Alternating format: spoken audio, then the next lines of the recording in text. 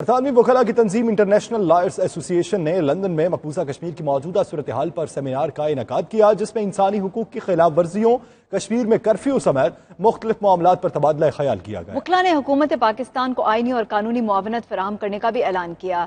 سلیم صابری کی رپورٹ۔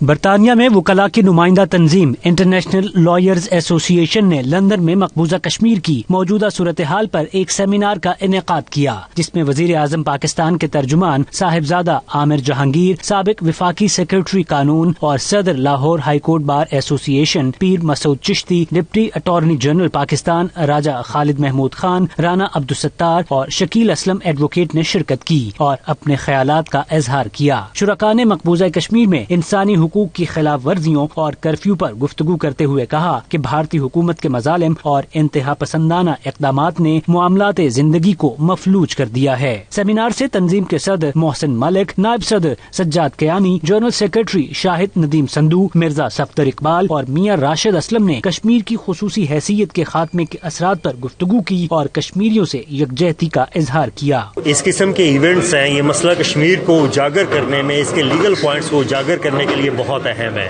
جس طرح کی آج بات چیت ہوئی، اس حوالے سے ایک کمیونٹی کو بہت اچھی طرح سے ایجوکیٹ کرنے کی ایک کاوش تھی یہ، جس میں انٹرنیشنل لائرز ایسوسی ایشن نے اپنا کردار بخوبی نبھایا ہے۔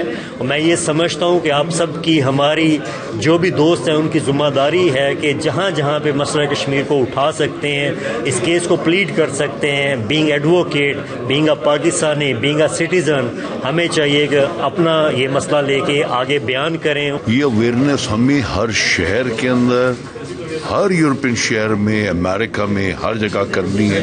اس سے ہوگا یہ کہ جو ہارڈ شپ فیس کر رہے ہیں وہاں پہ کشمیری، کم سے کم وہ تو کنٹرول میں آئے گا، ان کی کچھ لائف کچھ تھوڑی سی تو بہتر ہوگی۔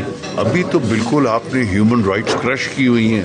لائرز نے مل کے یہ جو آج کا انیشیٹو لیا ہے، انشاءاللہ پوری دنیا میں جو پلیٹ فارم اس ایشو کو ریزالو کرنے کے لیے مدد کر سکتا ہے، ہم وہاں تک ضرور پہنچیں گے۔ ساری دنیا نے دیکھ لیا ہے کہ پاکستان کا سارا طبقہ، بزنس مین ہو، ورکر ہو، طالب علم ہو، اساتذہ ہوں، وہ سارے کے سارے کشمیر کے لیے یک زبان ہیں اور وہ کشمیریوں کے حقوق کے لیے بات کر رہے ہیں۔ یہاں پہ جو لوگ آباد ہیں ان کو بھی پاکستان کا درد ہے اور کشمیریوں کا بھی ان کے دل میں درد ہے۔